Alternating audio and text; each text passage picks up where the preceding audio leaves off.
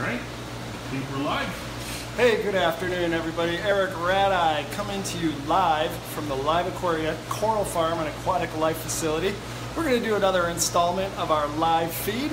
And if you have any questions about eating a fish we're feeding, please feel free to send a message. Calvin or Ian can read them off to me. So we will start out up top. We've got a beautiful powder blue Tang. Oh, and by the way, I should back up a little bit. Let's back it up to me, Ian. Should back up, forgive me. We are coming to you again from the Diver's Den area. So all of these fish here are on the Diver's Den website.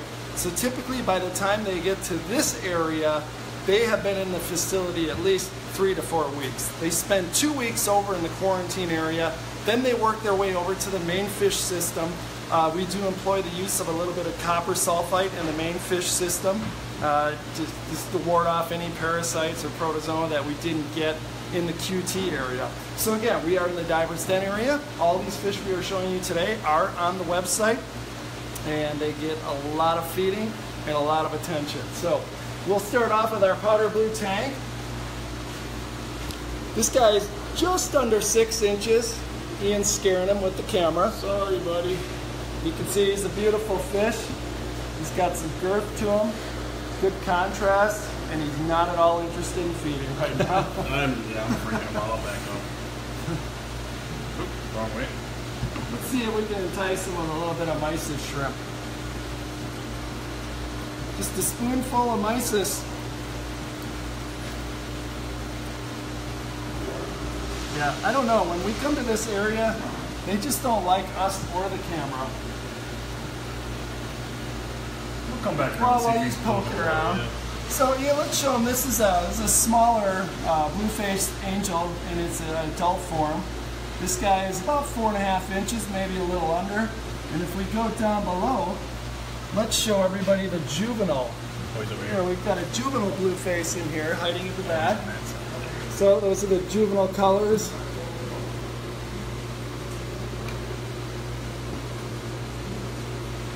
Get out of the way so you get the glare.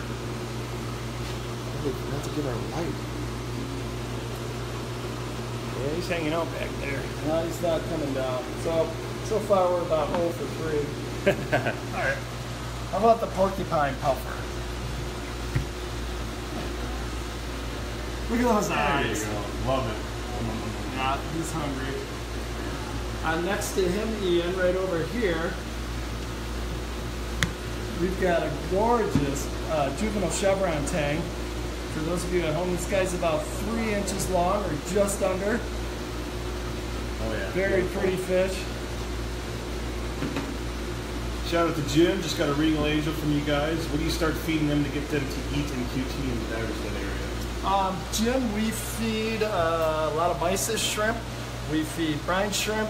We'll feed chopped up krill, silver sides. We even do get some of our angels do start eating pellets after a little bit of time. So maybe give them another day or two. Sometimes they take a little bit to settle in.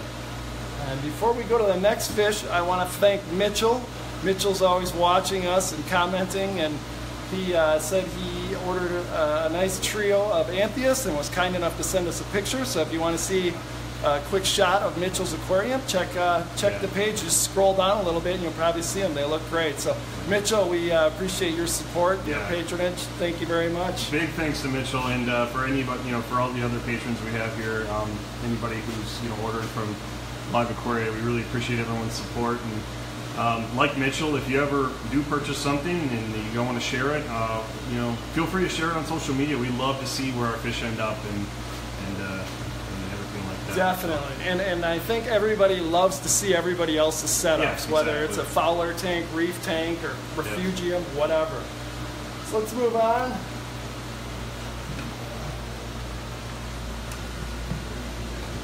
He's pretty shy for a trigger. So probably one of the most recognizable triggers is the clown trigger. Got about 40 species in that genus. And clown triggers, along with all triggers, have a serious set of dentition. I definitely would not want to get bit by a trigger fish. With how powerful their jaws are and their big teeth, I'm sure some of you scuba divers out there might have heard stories about Titan triggers going after divers when they get too close to their spawning nest. So if I were a little fish or a little crustacean and I came across a trigger, that would be my fear factory. Oh, did I just make a musical reference? Maybe more to come. So he's a cool one. And next door we've got a nice little Flagfin Angel. It's got good contrast. Oh yeah, he was eating. We just saw him eating, so yeah, you know, he looks to be cleaned up pretty well. So maybe let's put some back in there.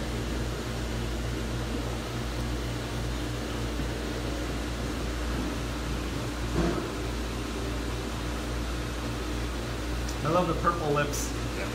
Makes me think of Easter. It's right around the corner. That's a really beautiful fish. Yeah. He is a nice fish. Very pretty.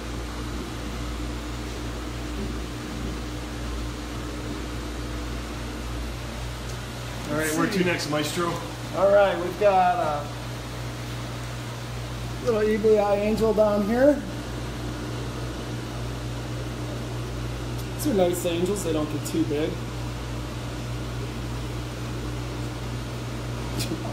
Again, not taking the bait.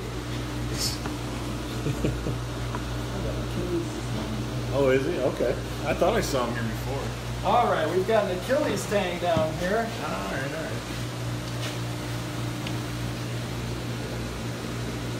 This guy's about 4 1/4 inches long.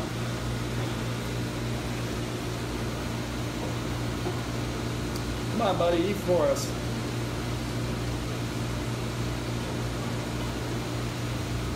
There you go, he's pecking a little bit. Ethan wants to know if we get in blockage mores anymore. Oh yeah. You know, Ethan, I haven't seen one in a little bit, and maybe not for lack of trying. Maybe they're just not available. We can definitely pass that along to Patrick or Steve. They're our supervisors. They do a lot of the fish ordering. I know right now we've got a lot of the Brazilian, the gold eels. We've got some Skeletor eels in, some nice little ones too if you're interested in those. I think there might be some on Divers Den. We'll see if we can find some before we move along here. And we've got some nice black ice snowflake Ocellaris clowns here. So a lot of our clownfish come out of ORA, which is Ocean Reefs and Aquariums in Florida. They've been great suppliers of ours. We have a nice relationship with them, and they're always sending us quality fish. And better yet, you know, for environmentally conscientious aquarists out there, these are captive bred fish, so sustainable. They're usually hardy, and they come to us and they eat. Hey, thanks, Ethan. Really, really appreciate that. We work really hard to make sure that we always provide the best. Again, from ORA, we've got a lightning maroon clown. This guy's just under 2 inches. Looks like he's having fun with his brine shrimp. Don't play with your food. That's right.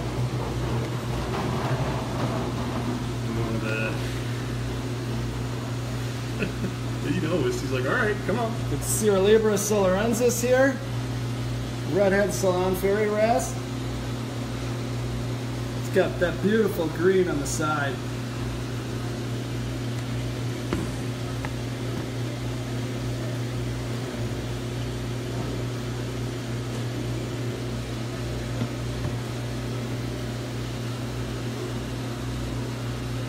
Hey, thanks, Patty.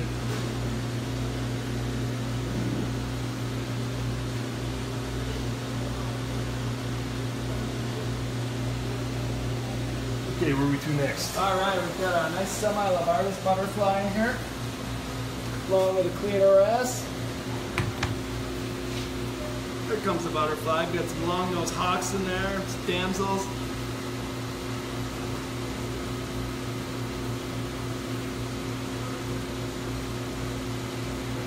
It's a nice, healthy butterfly. He's got some girth to him.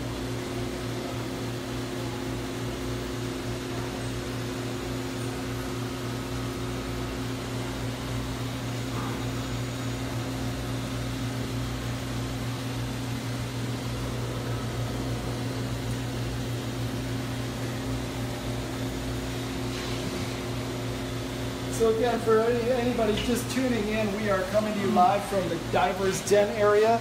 All the fish you see here are on the website. This is its own enclosed system. It's about 3,000 gallons. It's equipped with a UV sterilizer. We've got a giant protein skimmer, fluidized sand filter.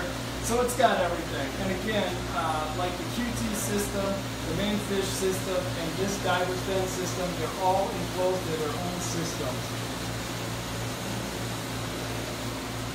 Cool. All right, who's in here today?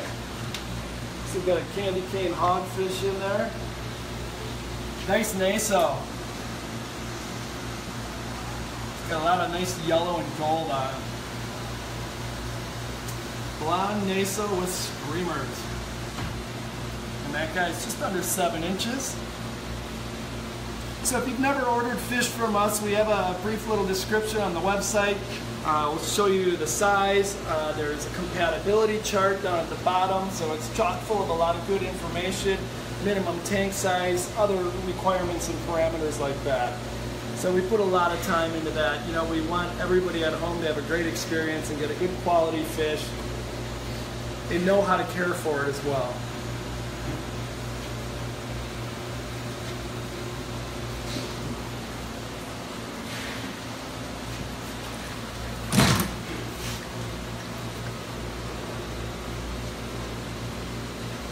Nice little gold flake angel.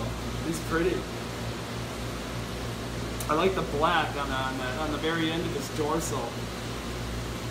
Parrotfish in there. Foxface, copperband butterfly. And I want to give a big thanks to my co-workers, John, Mike, Michael, and Rory for helping me get this, just tidy up the area a little bit, make it camera ready. So thank you, gentlemen.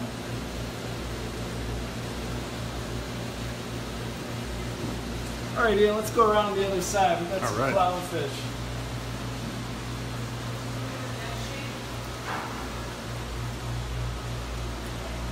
So Ian, I'll let you get up here in front of me. All right.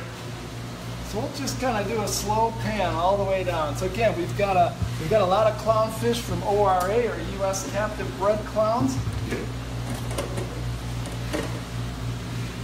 Some more Wrasses mingled in here and there.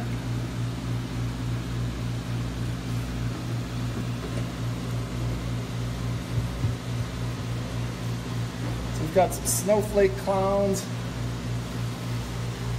black snowflake clowns. Nice little flash of Wrasse in there.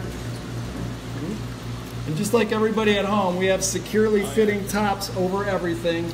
Because, you know, when fish are new acquisitions in your aquarium, sometimes at night they try to push the limits, and you know, if there's a will, there's a way. If there's a small hole or a crack, they'll find it. Yeah. And then you end up with a crusty critter on the carpet, which is never fun.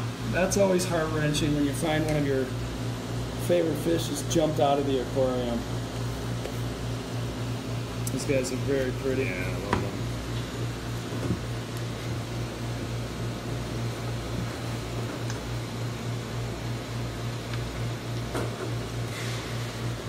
So Ian, over here, if you go one more over, we've got something else from ORA, Hippocampus erectus. These are otherwise known as lined seahorses. These are definitely one of the hardier seahorses, so if there's any budding seahorse whisperers out there, this is a seahorse you might want to start with. Can't even get them in focus. And you definitely want to give them a hitching post, aka a piece of coral or decoration. There we go. I'm going to gently turn the coral over because there's another one on the bottom, and the other one has a lot of cirri or skin extensions on it. Oh wow, yeah. It's very pretty. I did not see that one before. That's awesome.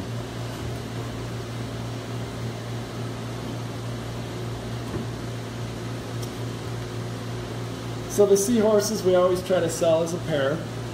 So from what our seahorse expert told me earlier, the small dark one is the male and the one with the cirri here is the female.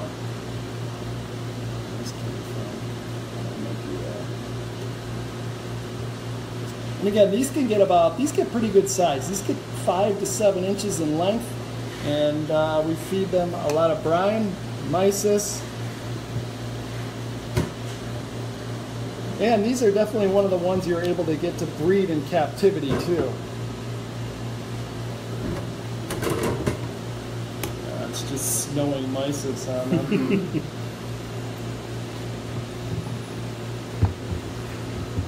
And they'd rather take a nap. I don't blame them. Yeah, they're awesome.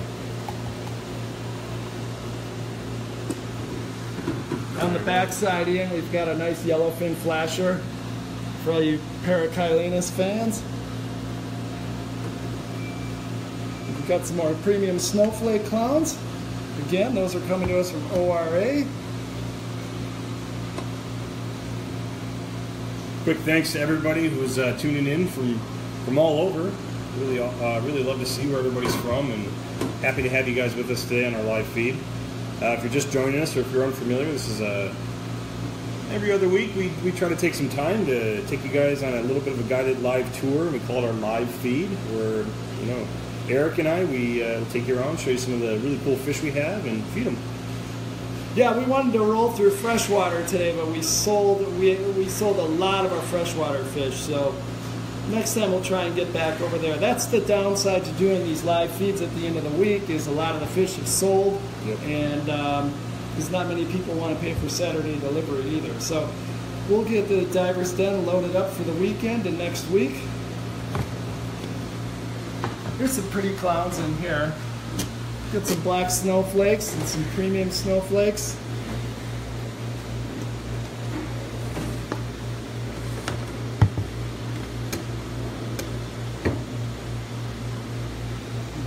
And if there's any questions you guys might have, feel free to chime in. We'll try to do our best to answer them. And if there's anything you want to see, like I said, we're focusing on saltwater today, but let us know in the future, and we'll try to work that in. There's several questions on tips and how to coax finicky eaters. Oh yeah, finicky eaters.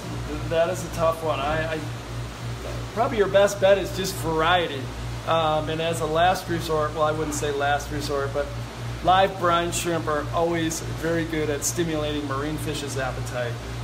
It doesn't take a whole lot to hatch them either. And I know where I grew up in southeastern Milwaukee, we had several fish stores around the area that sold live brine. So that was really nice. You didn't have to deal with the hassle of hatching it. But hatching brine shrimp is so easy. You're basically just bubbling some salty water with the brine shrimp eggs, and they'll start to hatch within 2 to 3 days.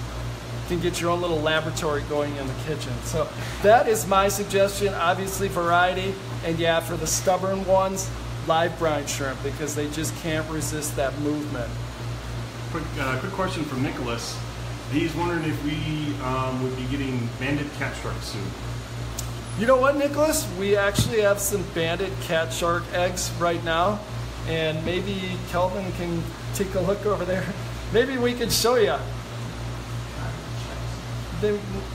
We'll see if we can get over. Yeah, we'll see if we can get over there. Don't know if we have the eggs right now for sure. I don't know if we have any shark pups, but we'll have Kelvin take a look. And maybe somebody can scurry over there and make sure the area is cleaned up. So Mike was wondering, what's the best food for a sea bay anemone? Sea bay anemone. Again, you could try and tease it with a little bit of brine shrimp or mysis shrimp. Light is also really good. You know, anemones are similar to clams. They have a zooxanthellae algae that grows in their tissue. I would try maybe target feeding. You could also try something like calinus or ova, you know, real small frozen food. Just thaw it out and maybe suck it up in a syringe and shoot it in there. Baby brine shrimp would work too, but I think calinus has probably got more nutritional value to it. 2 eggs, 1 hatch, but they're in the middle of something. So okay. Well, maybe for next time, for sure. Yep. So here we got some more nice clowns. Got flurry clown. Love how bright it is. And to me, I'm just amazed at where they have come with these clownfish, if you want to call them designer clownfish, just the different morphs and the strains and how much white you get out of these fish. So the other suggestion is for the picky marine fish, if they're not in a reef, you could raise the temperature maybe to 80 or 82 degrees. Warmer temperature is going to speed up the fish's metabolism, and that's true with any fish, fresh or saltwater. If you raise the temperature, you're going to raise their metabolism, and hopefully that'll trigger their appetite a little bit. So Ian, I'm going to do a little dose-to-go over here. Let's see what we got going on downtown. So we've got some neat fish in here. Got a beautiful Harlequin Tusk and a pair of Crosshatch Triggers.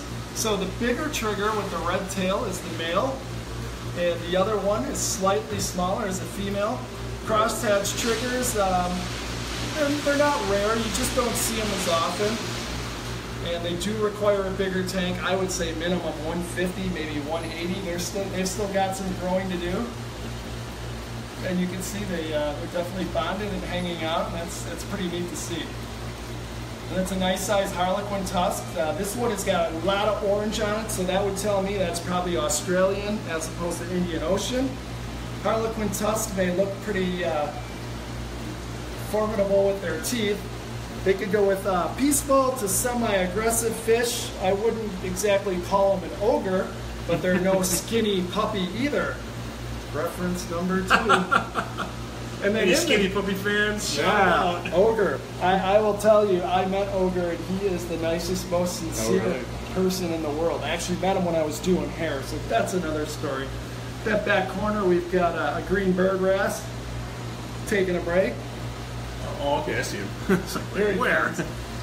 And the green bird wrasse to me is iconic too, because I remember back in the day, that was one of the fish that actually lived in the late, when you started getting into saltwater fish in the 80s, this was a fish that was affordable and it would live.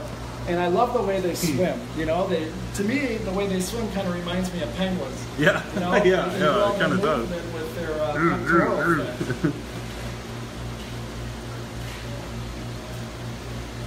It's a tinker butterfly fish in there. If you like fish with contrast, that's a great fish. I just love the triggers. I love how they undulate those fins. Yeah. You know, if you think about it, they're kind of goofy fish, but they're super intelligent. They're kind of like puffers. They can move each eye independently. They're very smart fish. They've been known to pick up rocks, turn them over, move them around. I guess you could say the same for wrasses and puffers. That those three fish or types of fish I think are probably the more intelligent ones in the marine aquariums, and I find all three of them fascinating to watch. Awesome. Yeah, what's neat about that Crosshatch Trigger too, that male, under the right lighting you can see those kind of electric blue lines on his cheeks. Oh yeah. So I don't know if it's coming through on the camera. Yeah, we apologize if there's some glare on the tanks at home. With all the saltwater fish here, we do not, we only use the overhead ambient lights. We don't want to stress them out with super bright light, and obviously with super bright light you get a lot of algae. We already do a lot of maintenance on the tanks, and we don't want to stress the fish out and be in there scrubbing algae. You know, we want them to be able to acclimate. So we will try and rig up a system, maybe with a temporary or portable light, to bring out some of these colors. But that's why we don't have actual strip lights on the tanks, just for ease of access. And you know, it's not that fish need light. It's for the best interest of the fish. Yeah, absolutely. That's our primary objective here, is just getting good quality fish out the door, and acclimating them with as little stress as possible. Cool. I'm gonna get that tusk one. Yeah, get a close up on him. Oh, focus. He's playing. All right. He's like, I'm done. So, is there any other questions out there before we sign off? Got a couple more questions out there. Otherwise, this will be the end of this live feed. Definitely want to thank everybody for tuning in, though. Yeah, and keep checking out the Diver's Den episodes too. Yesterday we just got a real nice group of flashing tilefish in. So Ian and myself are going to be shooting those and doing an episode on those soon, and we'll probably have that episode up within a month or so, Kelvin. Yeah, so look forward to that one and check them all out. They're fun, and I think we did one of our first Aquatic Insiders with a green screen. If anybody saw the pond episode, I love it. And kudos to Jeff. He does all the studio camera work and the editing in Premiere, and he put some great sound effects in, and we're very fortunate to have Jeff on board. He is very, very talented, and some of you might have even heard me before. Jeff and I crossed paths over 20 years ago. We used to work for a major printer in southeastern Wisconsin where everybody wears blue. So we're going to take this last question from Lyndall. Any chance you can tell me what you're feeding them? I have a long nose that's just refusing to eat, and I tried everything from the fish store, I think. Thanks. Okay, I'm assuming he's referring to a long-nosed butterfly. Again, brine shrimp, mysis, and I would try live brine. That's definitely going to be your best way to stimulate their appetite. So again, live brine shrimp is great. I wouldn't feed live bloodworms or anything like that. Start with the live brine shrimp, and again, if obviously I don't think a long-nosed butterfly is going to be in with any corals or polyps, and maybe raise that temperature a degree or two and get that fish's metabolism going. And obviously make sure he's not stressed out. Check over his fins, make sure nobody's bullying him or keeping him in a corner, because marine aggression is a serious thing in the aquaria, and it can really have an effect on fish and really stress them out. And as most of you know, marine fish can be very, very aggressive and territorial, especially if they've been in the tank for a while. They can be a bully. So maybe it's kind of like the thing with African cichlids. You've got to take out the rocks, rearrange them, and break up the territory. Awesome. Well, thank you again, Eric. Really great job taking us on this edition of our live feed. For everyone out there, thank you again for tuning in. We're going to be doing this not next week, the week after. 2 weeks we'll be back with another live feed. Otherwise, yeah. Until next time, guys. We'll see you later. Yeah, everybody have a good weekend. Today is Friday here in the Northwoods. I'm heading to the UP tomorrow. That's the Upper Peninsula there. I'm gonna go I'm gonna shred the slopes with my LibTech and watch my good-looking wife ski down the hill with me. So thanks again for tuning in, everybody. Till next time, feed, siphon, repeat.